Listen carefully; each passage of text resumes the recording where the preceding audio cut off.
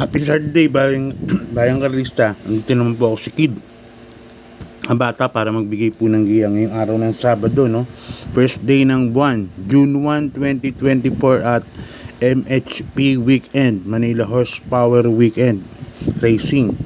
So ngayon, bali Sabado, meron po tayong 8 races na inihanda pong MHP, Pilacom, MTCI Handicapping. At sa linggo naman po, umaatikabong 12 karera, no? 12 races ang nakalaan para naman sa linggo. So talagang pahabaan ng pise. Kung sa inyo, pili lang po tayo kung ano tatayan natin para hindi kagad maubos. So yun nga, concentrate muna tayo ngayong Sabado. Ang Sabado, bali mag-start ang karera alas 3 ng hapon. 8 races yan. At medyo, alam ko hindi no bearing ngayong araw ng Sabado. Sunday pa ang no bearing. So yan, start na po agad tayo sa race number 1. Class 3, 40 points, 253 points merge. Yan, 1,400 meters. Dito may 6 runners po tayo at tatakbo po yung isang inidulo ngayon na sa pista, no? Si Andiamo Afirenze. Yan, hindi kagad sasabak sa imported dyan na yung invitation. Magbabatak pa po sa tingin ko yan, kahit nag-1-11 nung nakaraan sa 1,200. Tingin ko magbabatak pa po yan, mga ilang takbo pa. So abangan po natin yan. Dito sa race number 1, tingin ko solo na po yan. Ang numero 2, Andiamo Afirenze. Start po ng Peak 5 rin yan, race number 1 to race number 5. First Peak 5 dahil nga 8 races. Start nga karera 3 o'clock. At ang distansya natin ngayon is 1,400 meters o 7-8 mile. 1,400 meters yan. Masusubukan natin siya ng medyo mahaba-haba ng konti. Tingin ko kahit mahaba-haba ng konti, sa Amerika sanay naman yan tumakbo ng milya, no? 1 mile. So ngayon 7 furlongs lang or 1,400 meters. Tingin ko kayang-kaya niya, may klipa rin po para sa kanya itong karera na to. Solo ko na po yun, numero 2, Andiamo Afirenze. Ang kusunada kong forecast yan, numero 5, Big Battle. Lipat na po tayo race number 2, bayang karista, isang 3-year-old and above maiden race. Yan, umpisa ng winner take all from races 2 to 8. 1,400 meters. Yan, dito may 7 runners po tayo. At another solo ko na naman, number 5, Authentication. Sa kay ni Daki Dudong Villegas. Nakalahin na po ito sa second leg ng Triple Crown Stakes race. So sa mga hindi nakakaalala rito kay Authentication, ito po ang nalimado kila Astig na nanalo ng maiden race, no? O yung special maiden race na sweepstakes. Tercero lang yata si Authentication nun, pero yun po ang nalimado nung time na yun. Sa tingin ko medyo nagpakasyon, parang hinusto to para makahabol second leg ng Triple Crown. Kaya sa tingin ko parang tune up race po itong para sa kanya, itong race number 2. Kaya dito sosolohin ko na po ito, numero 5, Authentication. Forecast ko na rin yung numero 1, American Ford, sa kanya Jackie the veteran Edwin L. Blancaflor, nagbabalik pananakay. Yan, pero di sa race number 2, pisa ng winner take all, solo po ako dyan, numero 5, Authentication. Lipat tayo race number 3, bayang karista. Ayan na, start na ng magugulong karera, no, from races 3 to 8. Rating base class 5, 6 points to 10 points. Dito may 9 runners po tayo, but 8 betting option lang kasi may couple entry po tayo, no? One of a kind and Aphrodite. First case ko rito, numero 9, iShot. Yan, binalik kay Pati Dilemma. Try ulit nila kay Pati Dilemma si iShot. At maganda numero ni iShot. Last to enter pa to. Kaya sa tingin ko medyo maganda yung advantage sa kanya to. Kaya yan ang first case ko dyan. Malaki panalo po sa akin yung kabahay na yan, number 9, iShot. Second choice ko na rin, numero 5, Spaghetting pababa, John Alvin Guse. Although ito, no, sa pagkakaano ko, alam ko, hindi pa naipapanalo, pero hindi binibitawan ni Alvin Guzes tong kabahay na to. Ibig sabihin po, meron siyang nakikita rito. Yan, number 5, spaghetting paba. Kaya dito sa race number 3, Bayang Karirista, dalawa lang po ang pili ko. Numero 9, Ice Shot, nasasakay ni Jackie Pati Ramos Dilema. Ang second choice ko yung numero 5, spaghetting paba. Umpisa rin po ng pick 6 yan from races 3 to 8. Lipat na po tayo. Race number 4, Bayang Karirista, isang class 5, 6 points to 10 points, 1400 meters. Dito may 10 runners po tayo. Ayan, medyo magulo po ito. 1400 meters po ang karera rito, no, para sa race number 4. Ang pili ko rito, numero 1, Heroes del 96. Sasakay ni Jackie Boji Henson. Alam ko bagong baba po itong kabahay na to. At medyo mababa na rin po ito sa grupo. Kaya dyan po ako lalagay, numero 1, Heroes del 96 as my first choice. Ang second choice ko rito, numero 5, Heavyweight. Sa ni Jackie Allison pabili, gamay ni Allison to. Sa katingin ko, makakasabay po kagad siya dito sa unahan, no. Although hindi mo una kay Real Equity to, pero nandun lang kagad.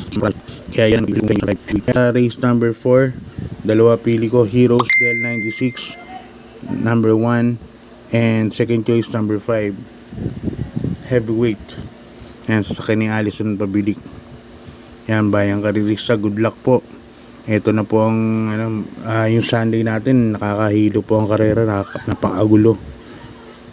Race number 5 na tayo, Bayang Karirista, kalahati na po ng karera, no? Dahil nga 8 races tayo. Natin isang rating base class 4, 22 to 27 points split group. Dito may 10 runners po tayo. First case ko rito, tingin ko medyo dehado pa ng konti, number 7, Every Sweat Counts. Yan, sasakay ni Jackie Allison pabilik. Nung naka-5 na tingin ko Silverman, imported Cathy and Alice, na sasakay ni Jan Alvin Guzes.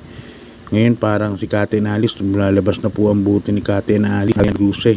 Kaya yan po ang second choice ko dyan. Lalagay po ako ng third choice, number 5, Nards 23. Sasakay naman ni Boji Henson. Ang pang-apat, pero ang lakas po ng dating yan, kabayo na yan. Kaya tingin ko may panalo yan. Kaya dito tatlo ang pili ko, number 7, Every Sweat Counts, number 1, Cathy and Alice, and number 5, Nards 23. Okay, Bayang Karirista, lipat na po tayo sa race number 6. Ang race number 6 natin, rating base class 5, 6 points to 10 points, split group. Dito may 9 runners po tayo. First case ko rito, number 4, Sundance. Yan, hindi pa rin bibitawan yan. Numero 4, Sundance, sa kaniyan Alvin Guzes. Ngayon napahinga na po yan, at tingin ko medyo baka magbago na ang takbo, no. Bumalik na po ang buti, kahit hindi na bumalik yung sa super galing nung dati, bumalik na ng konti, tingin ko lamang pa rin. Number 4, Sundance. Yan. Second choice, number 3, Piece of Cake. Sa ni Boji Henson. Ito, 2 segundo na po yan.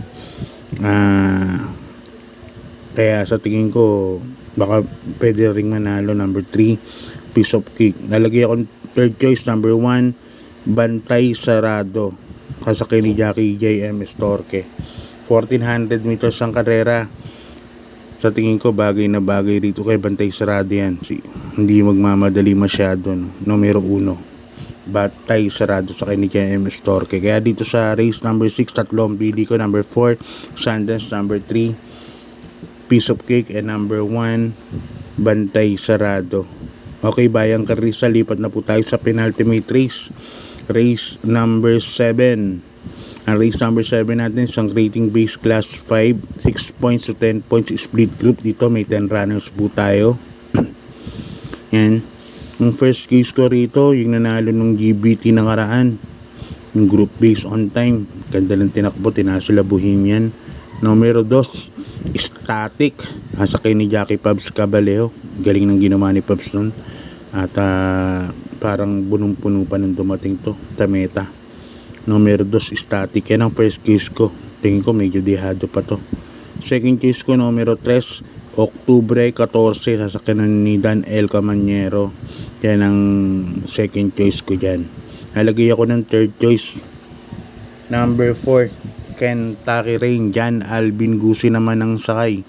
Alam naman natin, gamay na gamay ni Jan Alvin Gusi itong si Kentucky Rain, no? At alam mo naman pag sa labas tinatakbo ni Alvin to, parang dumodoble kayod sa lupa nitong 4 na to, Kentucky Rain. Kaya dito sa race number 7, tatlo pili ko. Number 2, Static. Number 3, Oktubre 14. And number 4, Kentucky Rain. So ayan, bayang karista, good luck po sa inyo. Lipat na po tayo sa last race, bayang karista. Ito, full kit po ito. Marami pong entries. Ang last race po natin, 13 entries, no? But 12 betting options. Isang rating base class 5, 11 points to 15 points split group. Yan, sana nakabuo pa kayo pagdating dito. Magkaladkad na po kayo last race. Alam naman natin last race. Pero syempre pili tayo for these purposes lang. Number 13, Lucky Nono. As my first choice, sa akin ni Jackie Bodie Henson. Maganda yung numero. Lucky Nono, alam naman natin yan, pwedeng isunod yan. At saka na isang tremate, pwedeng isunod. Tingin ko malaki panaling yan. Numero 13, Lucky Nono. Second choice ko, number 6, Iris. Sa akin ni Jackie Dan L. Camanyero. Yan, nung sinakyan ni Danny Camanyero yung si Iris, ang ganda ng tinakbo kay Dan L. Camanyero. Nagamayan kaagad. Expected na ganun pa rin po ang itatakbo, no? Numero 6, Iris. Ang third case ko, yung galing bakasyon na magaling nung araw, sinasakyan pa ni R.G. Fernandez to Yung number 12, Port Kennedy. Sasakyan ni Jackie Apoy Asuncion. Binalik pista na naman. Sa tingin ko naman, nasa ayos to. Sa tingin ko may panalo po itong numero 12 rin, Port Kennedy. Kung may mga ibang kusunada kayo, sama nyo na lang po dyan sa rota kasi magulo po itong last race na to. So bayang karis, tatlong pili ko. Numero 13, Lucky Nono. Number 6, Iris. And number 12, Port Kennedy. So yan, bayang karistag, good luck po sa pangarera nyo. Hinahinay lang, lalo na po sa linggo. Napakahirap po ng karera, konti-konti lang. Pag nakachamba, saka lang po bumoljak. Good luck po sa pangarera. God bless po, and maraming salamat po sa suporta. Thank you po.